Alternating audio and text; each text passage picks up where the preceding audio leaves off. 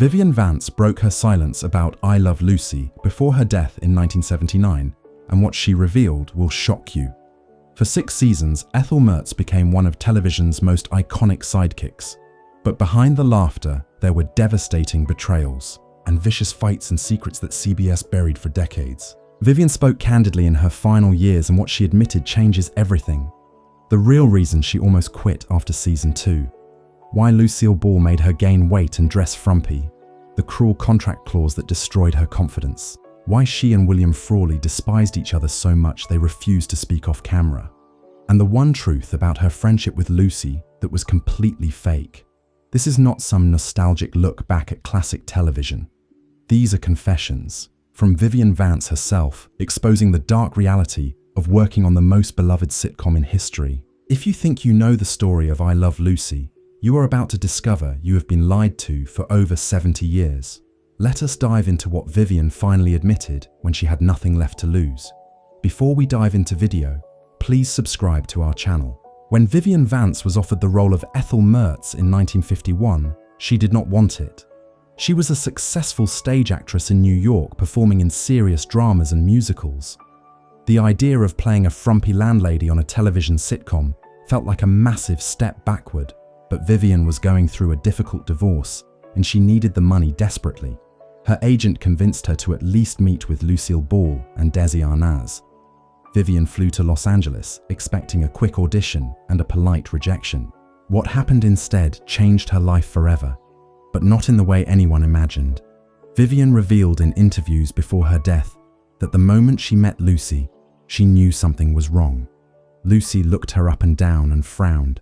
Vivian was only a year older than Lucy, but Lucy was the star, and she needed to look younger and more glamorous by comparison. Lucy told Vivian right there in the room that if she got the part, she would need to gain weight and dress in ugly clothes. Vivian was stunned. She was a size 8 and considered very attractive. Lucy did not care. She said Ethel Mertz had to be frumpy and plain, or the dynamic would not work. Vivian swallowed her pride and said she would do whatever the show needed. She got the role, but the price was her self-esteem. Lucy and the producers put a clause in her contract that required her to stay at least 20 pounds overweight for the entire run of the show. If Vivian lost weight, she could be fined or even fired. Vivian revealed that clause destroyed her mentally. She had always been careful about her appearance, and suddenly she was being paid to look unattractive. She had to eat fattening foods and wear padded costumes and style her hair in unflattering ways. Every week, millions of people watched her play the dumpy best friend, while Lucy sparkled as the beautiful star. Vivian admitted she started to hate the way she looked. She avoided mirrors and stopped going to social events because she was embarrassed. Her friends from New York barely recognized her. What fans never figured out is that Ethel Mertz's appearance was not a creative choice. It was a deliberate decision by Lucille Ball to make sure she was always the prettiest woman on screen, and Vivian paid the price for Lucy's vanity. The relationship between Vivian Vance and William Frawley is one of the most hostile in television history. On screen, Fred and Ethel Mertz bickered constantly, but there was affection underneath. Off screen, Vivian and William genuinely despised each other and made no effort to hide it. Vivian revealed in her final interviews just how much she hated working with William. She said he was a mean drunk who showed up to rehearsals smelling like alcohol. He made crude jokes about her weight and her appearance. He called her a washed-up stage actress who should be grateful to have a job. Vivian said she complained to the producers multiple times, but they did nothing because William was friends with Desi Arnaz. The breaking point came during season 2. William made a comment about Vivian's age in front of the entire cast and crew. He said she was too old to be playing Ethel and she looked like somebody's grandmother. Vivian snapped. She told William he was a pathetic old man who could barely remember his lines. The fight escalated until Desi had to step in and separate them. After that incident, Vivian and William refused to speak to each other unless the cameras were rolling. They would film their scenes and then walk away without a word. Vivian said the hostility made every day on set miserable. She dreaded going to work because she knew she would have to pretend to be friends with someone she loathed. What made it worse was that the writers kept giving Fred and Ethel more romantic scenes. Vivian had to hug and kiss and flirt with a man who disgusted her. She said there were times she wanted to quit, but she needed the money, and the show was too successful to walk away from. Vivian also revealed that William tried to get her fired multiple times. He would complain to Desi that Vivian was difficult, or that her acting was not good enough. Desi always sided with William because they were drinking buddies. Vivian said she felt completely alone. Lucy would not defend her, and Desi enabled William's behavior. She was trapped in a toxic work environment with no way out. What fans never figured out is that the hatred between Vivian and William actually made Fred and Ethel's relationship more believable. The bitterness and resentment in their scenes was real. When Ethel insulted Fred or rolled her eyes at him, that was Vivian channeling genuine contempt. The writers thought they had created great characters, but what they really did was capture two actors who could not stand each other. Vivian admitted that when William Frawley died in 1966, she did not attend his funeral. People criticized her for being cold, but Vivian said she refused to be a hypocrite. She did not mourn him, and she was not going to pretend she did. That honesty shocked people, but Vivian said she was done lying about how she felt. The friendship between Vivian Vance and Lucille Ball is one of the most famous in television history. Fans believed they were best friends in real life, just like Lucy and Ethel on screen. But Vivian revealed the truth in her final years, and it is heartbreaking. She said her relationship with Lucy was complicated and often painful. Lucy could be warm and generous, but she could also be cruel and controlling. Vivian said Lucy treated her like an employee, not a friend. Lucy made all the decisions about the show, and Vivian was expected to go along without question. If Vivian suggested changes to a script or questioned a creative choice, Lucy would shut her down immediately. Lucy reminded her constantly that this was her show, and Vivian was lucky to be part of it. Vivian said that dynamic made her feel small and powerless. There was one incident during season 4 that Vivian never spoke about publicly until right before her death. Lucy had promised Vivian she could have more storylines focused on Ethel. Vivian was excited because she felt like the character was being underused, but when the scripts came out, Ethel was barely in them. Vivian confronted Lucy and asked what happened. Lucy said the network wanted more Lucy and Ricky, so Ethel's stories had been cut. Vivian knew that was a lie. Lucy had changed her mind and did not have the guts to admit it. Vivian said she cried in her dressing room that day. She realized Lucy saw her as a prop, not a partner. Ethel existed to make Lucy look good and nothing more. That realization poisoned their relationship. Vivian stopped trusting Lucy and started seeing her as manipulative and selfish. What made it worse was that Lucy would talk to the press about how much she loved Vivian and how they were like sisters. Vivian had to smile and play along even though she knew it was fake. The public bought the story of the perfect friendship, and Vivian was stuck living a lie. Vivian also revealed that Lucy controlled her career even after I Love Lucy ended. When Vivian wanted to do other projects, Lucy would guilt-trip her and say she was being disloyal. Lucy expected Vivian to be available whenever she needed her for specials or guest appearances. Vivian said she felt like she was in an abusive relationship. Lucy gave just enough affection to keep her around, but never enough to make her feel valued. The Lucy Show, which ran from 1962 to 1968, was supposed to give Vivian a fresh start. She would play Vivian Bagley, a character closer to her real personality. But Vivian said working on that show was even worse than I Love Lucy. Lucy had complete creative control, and she used it to dominate every aspect of production. Vivian was paid well, but she had no input on stories or character development. She was told what to wear and how to act and when to show up. Vivian said she felt like a puppet. The worst part was watching Lucy become more and more difficult as the years went on. Lucy screamed at writers and directors. She fired people without warning. She demanded perfection, but offered no support. Vivian said the set was tense and joyless. Nobody was allowed to have fun because Lucy was too stressed and controlling. Vivian admitted she started drinking heavily during the Lucy Show just to cope with the pressure. She would have a few drinks before rehearsals to calm her nerves.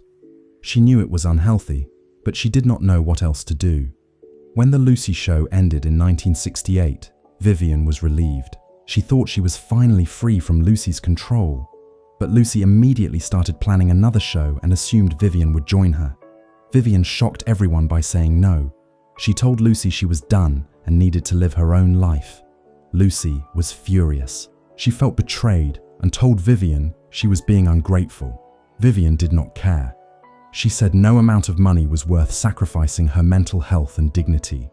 That decision ended their friendship.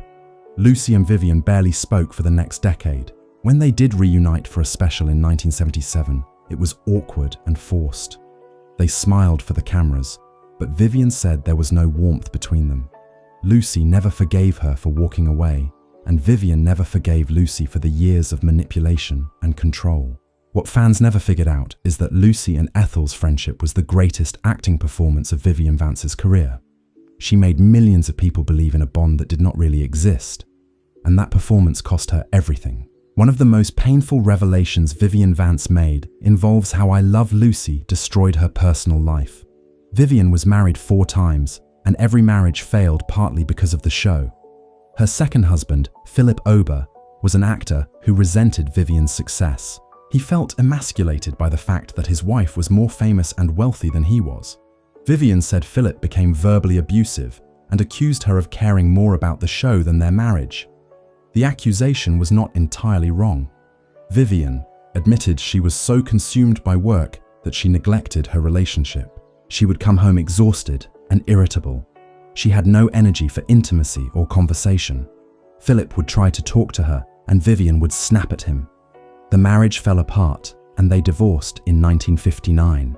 Vivian blamed herself, but she also blamed the show. She said the demanding schedule and the constant stress made it impossible to be a good wife. Her third marriage to literary agent John Dodds was supposed to be different. John was supportive and understanding.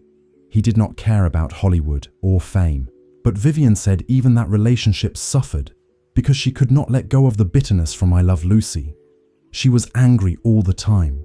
She resented Lucy and Desi and CBS. That anger leaked into every part of her life, including her marriage. Vivian also revealed that she struggled with depression for years. She saw therapists and took medication, but nothing helped. She said playing Ethel Mertz made her feel worthless. Ethel was the punchline. She was the frumpy sidekick who never got the guy or the glamorous life. Vivian started to believe that was who she really was. She looked in the mirror and saw Ethel, not Vivian. That identity crisis haunted her long after the show ended. Vivian admitted she had moments where she did not want to live anymore. The war, pain of being trapped in a role she hated, and a friendship that was fake became unbearable. She never attempted suicide, but she thought about it. What saved her was finally walking away from Lucy and reclaiming her life. Vivian moved to New Mexico with John Dodds and focused on theater and teaching. She stopped trying to be a television star and embraced being herself. Vivian said those final years were the happiest of her life because she was finally free. But even in freedom, Vivian could not escape the shadow of Ethel Mertz. Everywhere she went, people recognized her and expected her to be the character. They wanted her to be funny and self-deprecating and willing to make fun of herself. Vivian said it was exhausting. She had spent years trying to separate herself from Ethel, but the public would not let her. Strangers would approach her in restaurants and quote lines from the show. They would laugh and expect her to laugh too. Vivian said she wanted to scream. She wanted to tell them that Ethel Mertz ruined her life, but she could not. So she smiled and played along and died a little inside each time. Vivian also revealed something shocking about the financial arrangements of I Love Lucy. Despite being one of the 4 main stars, Vivian was paid significantly less than Lucille Ball and Desi Arnaz. That was expected since they owned the show. But Vivian was also paid less than William Frawley, even though Ethel was just as important as Fred. When Vivian confronted the producers, they told her she should be grateful to have a job. They said character actresses like her were replaceable. Vivian said that comment devastated her. She realized she was not valued as an artist. She was just a hired hand brought in to support the real stars. Vivian tried to negotiate better pay, but she had no leverage. Lucy and Desi controlled everything, and they were not interested in sharing more of the profits. Vivian said she made decent money, but nowhere near what she deserved.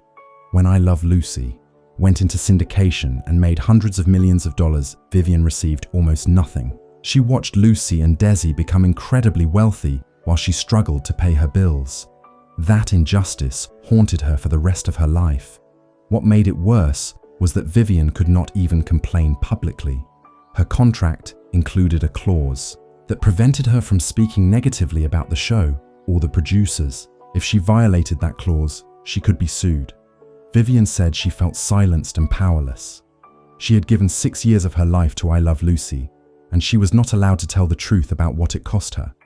It was not until after Scandinavianz died in 1986 and Lucille Ball died in 1989 that Vivian felt free to speak openly.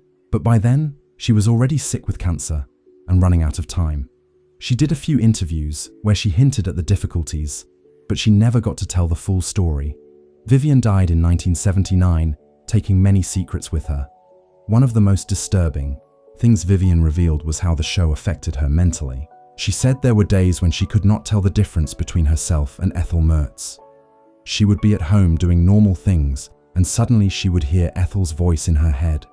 The character had become so ingrained in her psyche that it felt like a separate personality living inside her. Vivian said it terrified her. She worried she was losing her mind. Her therapist told her it was a form of dissociation caused by playing the same character for too long. The therapist recommended she take a break from acting, but Vivian could not afford to. She was trapped in a contract and trapped in a role that was consuming her identity.